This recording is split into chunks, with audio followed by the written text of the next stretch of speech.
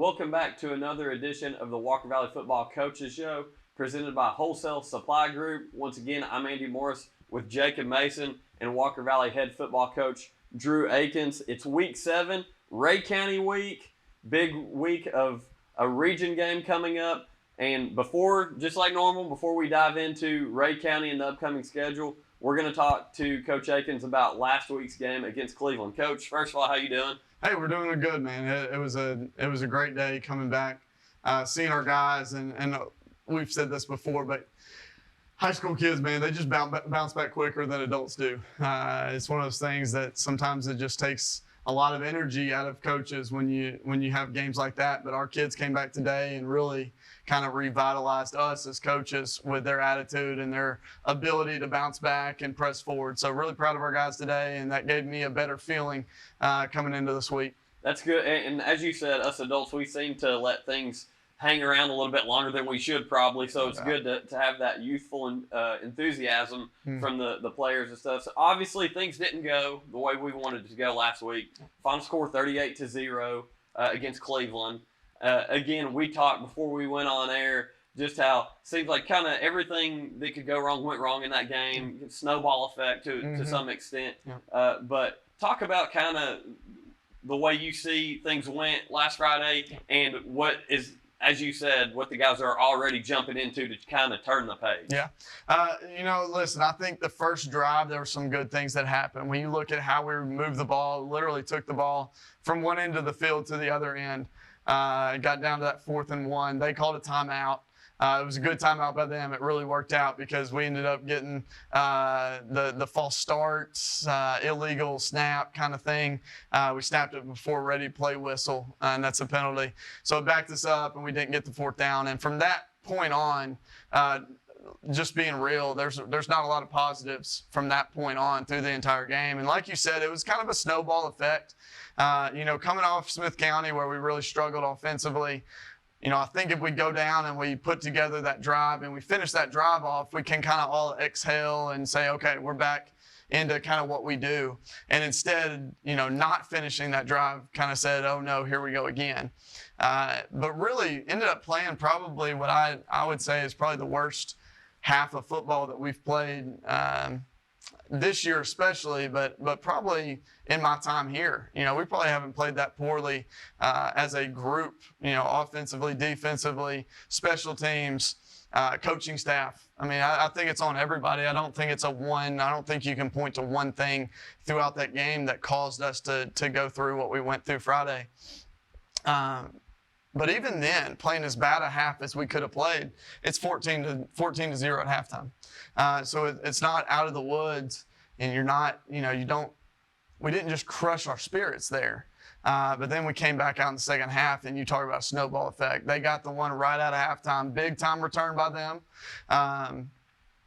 Didn't get a stop on defense. They went right down and scored, made it 21-0, and you felt any win that we could have had kind of went out of ourselves. So very disappointed with the way we played. That was the most disappointing thing. When you look at what we've done here over the last 3 years, we always play hard. We've had games where we didn't win. Year 1, the Bradley Central game was a run roll. But then even East Hamilton and Loudon were tough games on us. Year 2, we didn't have any of those losses really until West in the playoffs, where they just kind of outmanned us. And they were a superior team, no doubt. But you're going to have losses. Losses are going to happen. And I'm not naive to think that we're just going to go out there and win every game. Now, we've obviously grown accustomed to winning more than we lose. But you're going to have losses on your schedule. What I was most disappointed in was the product we put on the field. And listen, that buck stops with me. I didn't do a good job motivating our guys. I didn't do a good job game plan. I mean, offensively, we didn't have a good game plan. And that came back to bite us. And it's that rule of insanity, right? What's the definition of insanity? It's continue to do the same things and expecting different results. Well, we did that offensively. As a coaching staff, that's on me. I'm the offensive coordinator, and I continually put our guys in positions where they couldn't be successful. So we've got to regroup offensively and come up with a plan that fits our guys better. And really that's what we kind of spent the weekend looking at, is what are we good at and what can we go be great at? Who are the players that are playing their tails off? I think you look at some things that were good on Friday night. Jackson McGowan played his tail off. Absolutely played as hard as he could. So how do we form an offense around how hard Jackson's playing? I think Aiden Gibson's playing really hard. He didn't have any catches the other night, but it wasn't because he wasn't open and he wasn't doing his job and he wasn't blocking. He's playing really hard. So we got to find a way to build an offense around those kids that are playing hard, that are doing the right things. And then we got to put our offensive line and Ryan Lay in better situations. And that's on me as a play caller. So when you look at what are some positives you can take from this, one positive is this is a non-region game. So in the end, while it hurts our pride and it hurts our emotions, it doesn't hurt our goals. We've talked about these goals over and over and over on this show and off this show, how we want certain things to happen. We want to win a region. Friday night did nothing to cost us a region championship. We want to go, back-to-back winning seasons. We're 4-2. And we got 4 games ahead of us where we can go finish this season and hit that milestone. That's a goal of ours that we want to accomplish, is back-to-back winning seasons. It's never been done here in our history. So that's a big deal to us. It's still right here in front of us. Hoping once we get to the playoffs to position ourselves in a position where we can make it to the 3rd round. That's a goal we have. Friday night did nothing to hinder that goal. So when you look at it in those aspects, there's positives that can be taken where we can change the way we think and change the way we plan and change the way we practice. And if we change those things, maybe we can get different results. And that's what we talked about our kids today. But the biggest thing is, man, we have built a program that lives off pride in how you do things. We're going to do what we do, but how do you do them? And the how is what I feel like we felt really short on Friday. I think we fell short as a coaching staff. I feel like we fell short as players. I think we fell short as a program. And that's on me. I'm the head of that, and it's my job to move us forward. And I'll tell you what, just like we started the show, it's my job to move us forward, but these kids are resilient. And they're going to battle, and they're going to fight. And they just prove that over and over by coming in today and having great spirits. I texted over the weekend with Kyler Paris. I texted over the weekend with Spencer Jackson. And I just said, hey, man, where y'all at? He said, Coach, man, we're okay. We're going to be okay. I texted with Cole Harbison. Hey, I think we got a good plan to put us in better spots. And Cole immediately said, hey, let's go do it. So getting that from our players. You got to love that. Getting that from our leaders, man, that gives me hope that they have not packed it in. They have not said, hey, this is just the way it's going to go. They said, no, we're going to go fix it, and we're going to go fight. And that's something, again, we've talked about on the show a lot. What are you going to do when adversity hits? What are you going to do when it gets hard? Are you going to quit? Or are you going to press forward? And I think our guys came in today ready to press forward. So what was your message to the players Friday night after the ball game? I mean, it sounds like they've taken it and moved forward. What was your message Friday night, after the game to the kids? Well, I'll be real honest with you. My message immediately afterwards was an emotional response. I was very emotional because I was so frustrated with the product we put on the field. And the immediate reaction was, hey, if you want to change the trajectory, and if you're being real, look at the trajectory of this season. We started out really hot. We played Bradley Central really tough, and we're within a 4th and 1 of really making that a really competitive game if we get that 4th and 1, right? Then we go, hammer Udawa. We really play a full team game against Knox Carter. I thought Knox Carter was probably the best version of ourselves this year. And then we go to Smith County, and we kind of see this fall off. And then we go last week, and we see this fall off. And I said, hey, the trajectory of where we are as a program right now, y'all see it? I see it. Do y'all want to continue down this path? If not, then we better make some decisions about what we're going to do over the next 4 weeks. Here's the thing, man. They're not going to cancel these next 4 weeks. We're going to have to play the games. So what do you want out of that? Because I promise you, and I said this to our guys in the huddle afterwards, I said, I promise you, 38-0 is not as bad as it gets. It can get worse than this. If we continue to do the things that we're doing, it's going to continue to get worse because you'll start to lose hope. And I said, guys, you just got to make a decision. Coaches, you've got to make a decision. What are we going to do? Are we going to fight? Or are we going to lay down? And man, I think we spent the weekend really making some personal decisions on that. I can't make that decision for Spencer. Right. But man, I feel like he made that decision over the weekend. I can't make that decision for Ryan Lay. But I feel like he made it over the weekend. I can't make it for Ethan West or Jackson McGowan or Cole Harbison or, Aiden Gibson. I can't make those decisions for those guys. They've got to decide what they're going to do with these last 4 weeks. But from what I see, they've made the decision that they're going to fight. And I know as coaches that we're going to continue to fight. So, I think these next 4 weeks are really going to show what kind of character we have as players, as coaches, and really character as a program. What kind of culture have we built here? And I really trust the culture we built here to respond. Coach, one thing, a stat I'm looking at here, 11 penalties for 92 yards. Yeah. Is that accurate, 11? I didn't go through the penalties, but it feels accurate. I feel like, I feel like that's right. So with that, my point is, it seemed that most of those took place in the second half, and it was kind of in crucial times too. Right when you felt like you were going to get field position or something going, you would get backed up. So you kind of were starting drives with your back against the wall. Yeah, and another just instance of, which is rare. We don't do that. Yeah, exactly. Yeah. I think when you look at so when I say that, this is a one-off. This is a season. one-off. Now, if it becomes something that happens week after week after week, then we really need to evaluate it. But we got to treat this as a one-off.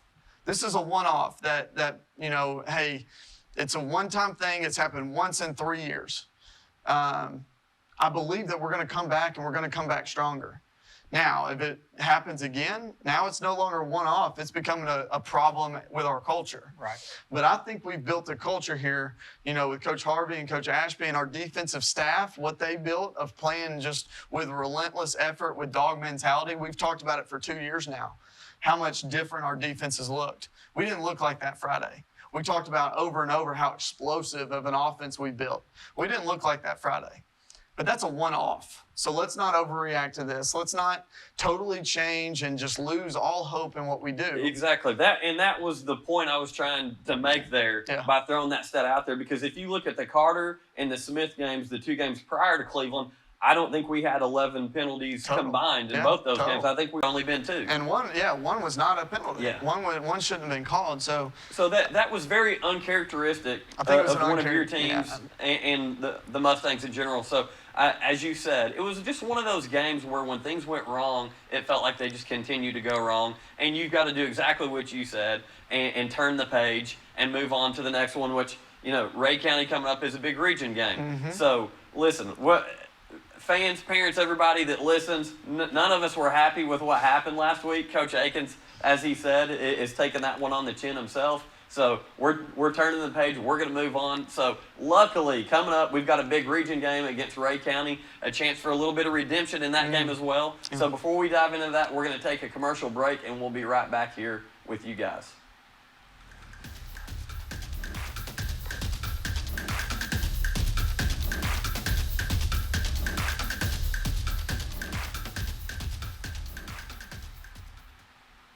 Welcome back to the Walker Valley Football Coaches Show, presented all season long by Wholesale Supply Group. We're here with Walker Valley head football coach Drew Akins. I'm Andy Morris along with Jacob Mason. Coach, a big week this week. Finally, another region game, Rhea County. And as we hit on before break, this is a chance at a little bit of redemption. A game that was a very exciting game last year at Rhea County that had some of us scratching our head at the end of the game. Yeah, just some crazy turn of events, too. Last year, we didn't think they got that onside penalty, but then your onside kick, but then you said it was just right there, just kind of, fell right into their lap. So, well, listen, man, I think we've learned so much through our losses. And when you look back to that game, I know we've talked about this over and over, but I think that loss really changed the trajectory of our program and our season, because it forced us to go lit a fix. fire. It lit a fire into that group, man. And I think, listen, coming off this loss, I think we did a great job coming off Bradley Central and kind of changing some things that we needed to change. I think this was a wake-up call this past week, and I think we're going to use it for good. And I think these losses, if used the correct way, can really propel you into great things. And I truly believe that we're going to be able to do that again this week. But man, it was definitely one, when I look back on my career, when, we were up 14 with 5 minutes left in the game, and just, you talk about a snowball, one of those things that just happened. And I remember we got to the end of the game, and like you said, we were just kind of lost. Like, what just happened? How did we find a way to lose that? But what it did was it changed our perception as a program, and it changed us to a mentality that we got to go finish. And we preach that for the next little bit. This year, hey, let's rely on our culture. And I think that you'll see the same things kind of happen. So, big time game. I'm excited for the opportunity. Everything we have, as goals are right here in front of us. And Rhea County's a big piece of that goal. And they're a tough football team. They have an outstanding quarterback that's incredibly athletic. They are big up front, and they play so very hard. And we've got to match that intensity if we want to find a way to come out on top of this. But what a great opportunity for our program, and to have it here at home. Back at the MAC. We're excited about it, man. We're excited to be back home. I know we were excited to go on the road, but after 3 weeks, we're excited to be back home. And I think it's a big night that we'll talk about as we get into this. But, we got some festivities pregame that are really good for the history of our program, that I'm really excited to kind of bring apart and kind of combine two schools and the history of two schools into one. But it's a great opportunity for our football team to show that the culture we built is a strong culture, and it's built on a strong foundation. And I'm excited to watch our players prove that. So, Coach, before we dive into Rhea County deeper, kind of talk about the Charleston night, what you're talking about with the festivities and stuff going on, honoring the former athletes of Charleston High School. Yeah, we're really, this is something I've talked about, and I've talked to some people through the years that went to Charleston, and how big a deal it is. That community felt like they lost something. And I can't imagine being, a graduate from a high school and not having reunions because the school is no longer in activity. Like, imagine that, nowhere to go home to. Well, we want to make this home for those guys. I remember it clear as day, sitting on that hill and watching a game from the south end zone, and just how cool an atmosphere it was, and how much the whole community just kind of shut down and made Charleston football an event. And we want to bring that. We want to give those guys a home. And so, Charleston is going to induct an Athletic Hall of Fame that night, and we're going to celebrate that on our field. Another thing that we're doing is all Charleston alumni throughout this week, Monday through Friday, can come into our main office, and they can get a voucher for a free ticket. And if they come in and get it Monday to Friday before the game, so you got to come in throughout the week, but come to our main office, they can come get a voucher that will get them into the game for free. And we just want to give the Charleston alumni a home, because I know how great that program was, and I know how great that school was, and the pride that they have in that school.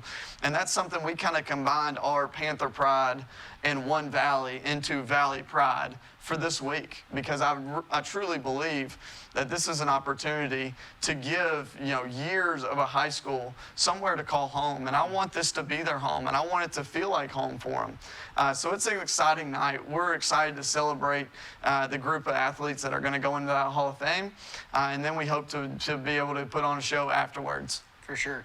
Well, not only that, I know the cheerleading squad had a cheer camp, Coach Andy's son. So there's upwards of like 100 cheerleaders, like kid cheerleaders that'll be out there. It's 8th grade band night. My daughter's not my son. Sorry, yeah. Son maybe too, Yep. not frowned upon. So 8th grade night as well. So all the 8th grade band kids are coming up. So you're going to have, an extra couple hundred people that might not necessarily have been there Friday night there to watch the program. So it's going to be a really cool night with Charleston, the cheerleading camp, and also the 8th grade band members. Yeah, we're doing a lot this week just to celebrate, the things that are going around this program and the community that we've kind of built. And it's really a large community between the Charleston community, the cheer, the elementary schools that we've kind of built relationships with, and then obviously Coe Middle that we've built a great relationship with. So those things are really exciting. I think it could be a great atmosphere on Friday. Well, you talked about the Charleston Athletic Hall of Fame, and I believe Coach Mike Turner is a part of that and involved in that, which those of you that know Coach Turner know he's a Charleston legend, Hall of Fame baseball coach, and we're lucky to have him as our athletic director as well. So real quick, let's go ahead and get into Rhea County, Coach. Rhea County 4-1 on the year, and correct me if I'm wrong, I believe week 1 they had a cancellation. They didn't play week 1. Is that correct? They ended up playing Alcoa week 1. Okay, so they switched to Alcoa. Yep, that's so what their one one loss is Alcoa in week 1, which anyone who's familiar with Alcoa football, what you see is what you get. They're solid. Is what it is. And they played them tough early. It was 7-7 early, and just Alcoa is just a different animal than a lot of programs. So when you play the 6A, one of the top programs in 6A, Maryville, as hard as they play Maryville, it's a different animal when you're dealing with Alcoa. Mm-hmm. So then they followed that game up with a win, a tighter victory over McMinn County, 34-20. And we know McMinn is not the same team they were last year, but as the season goes on, they're showing that they're still a pretty tough team. Yeah, they're absolutely tough. So, that's coming down the pipe for us as well a couple weeks from now. But that's a region opponent, and they were able to really find a way to just scrape their way, and they're just so physical. They physicaled their way into a win there. And the next week, Anderson County, winning over Anderson County is a big deal. Anderson County is one of the premier programs, again, in the state. That was a score of 35-33. Yep, close game. Anderson County was up 20 points, and they fought all the way back. I remember following that on Twitter that night. Yep, and that's one of those things that prove culture. They don't give up. Rhea County does not give up. They proved that last year against us, and obviously proved it again against Anderson County that no matter how much they're down, they're going to fight back. So you've got to play a full game there. And then they had a similar score against Ottawa as we did, 35-7 in that game. Ottawa played them really tough. I was really impressed with Coach Dunbar, the defense coordinator's plan at Ottawa, and just gave up a couple plays there to them. Obviously, Rhea County went and made the plays that they had to make to win. But Ottawa really played them very well on defense. And then last week, Rhea County had a 35-21 victory over Red Bank, which Red Bank, every single game they have played in has been a battle, and they're 2-3, but that doesn't really speak to who Red Bank is. They're a tough football team as well. They have played an unbelievable schedule, and just their losses have been tight losses and tough competition. And Red Bank, I obviously have a lot of relationships with Red Bank, and that's a tough coaching staff, and they were able to fight Rhea County, but Rhea County really out-athleted them early on and got up to such a big lead, and then just kind of stayed them off towards the end. So they've played a tough schedule, and they are definitely battle-tested. It's something we're going to have to match, their battle. We're battle-tested as well. We've been in some fights. We obviously won the 3 overtime game against a physical Smith County team. We're going to deal with a similar physical night that we're just going to have to go. What's most impressive about Rhea County's done is the points they've scored. They've scored 35 in every game except the Alcoa game. And again, Alcoa is a one-off where you kind of take Alcoa is what it is. Their perennial power. Yeah, but for the other games, it's been 34, 35, 35, 35. So that kind of tells you where the bar is set offensively, that we got to put some points on the board. We've got to keep the ball away from them, because if not, they're going to be able to put up points just by the way they run their offense. They're so good at what they do, and they just go 3 yards, 3 yards, 4 yards, 8 yards, 6 yards, 3 yards. And it's just a tiresome night that you're going to have to be really mentally tough and really ready to fight throughout a 4-quarter game. For sure. So does Rhea County kind of give you the same idea as Smith County up front? Are they, the size-wise, are they big old boys that are just going to try to push you around? What are we looking at with Rhea County? They're not as big, and obviously the scheme's a little bit different. Smith County ran more of a buck sweep and an ISO game. They are heavy power, strong power and weak power, foot to foot, down blocks, double team the front side. and they're going to run power. The quarterback is kind of the X factor, though. He'll pull it on power and boot off of it, and he's so athletic. Coach, is he a sophomore? He's a sophomore. So he's the one that we saw last year that played as a freshman. Really talented kid. Yeah, really talented kid, and they're using him a lot in the run game, which makes him very dangerous. Just he's slippery, he's tough to tackle, and when he gets out in space, we're going to have to do a great job of getting as many hats to the football as we can because he's hard to tackle. So yeah, we got our work cut out for us defensively. One way we can help that is offensively. We can hold on to the football, create sustained drives, do what we're coached to do. Be disciplined in our scheme. And if we're able to do that, we can kind of give our defense a chance to breathe because they're going to be in for a war up front. Coach, last year we talked a lot about special teams. This year we've done some good things on special teams, but specifically in this Rhea County game last year, special teams was huge, putting us in good field position. I believe Brody had a return for opening kickoff. Yeah, that's right, opening kickoff return for a touchdown, which obviously sets the momentum. As far as special teams go, just because we've not spent a lot of time talking about special teams this year, what is the mentality? Because even this year, we've been solid in special teams. Kind of talk about and fill everybody in on what your approach is as a coach with your special teams and what kind of difference makers they can be in a ball game. No doubt. I think the positives of special teams this year, if we look at the positives, Eli Wilson's been unbelievable. First-year kicker, sophomore, he's made some huge kicks, some really pressure, high-impact kicks throughout the season. He's done a great job putting the ball where it needs to be on kickoff. I've been really impressed with him as just his mental state as a sophomore. For him to be able to go in and make those kicks and be so reliable on kickoff and field goals and extra points. Really proud of him. I think Aiden Gibson's been a huge positive. If you look at his punt average, man, I think it's 41 to 45 yards per kick, which is a huge punt average. Coach Harvey Coach Harvey and Ashby have a great scheme on that where it's really difficult to get a rush on. And Aiden's done such a good job of just booming the punts, and he's really, on poor offensive possession, he's really changed the field position. I think we've had some really good kickoffs. We haven't broke anything all the way, but when you're starting on the 40 and the 50, anytime, and kind of our goal special teams wise, we have 3 goals. We want to protect all kicks, which means don't get anything blocked. We want to tackle all kicks, which means you don't give up a return for a touchdown.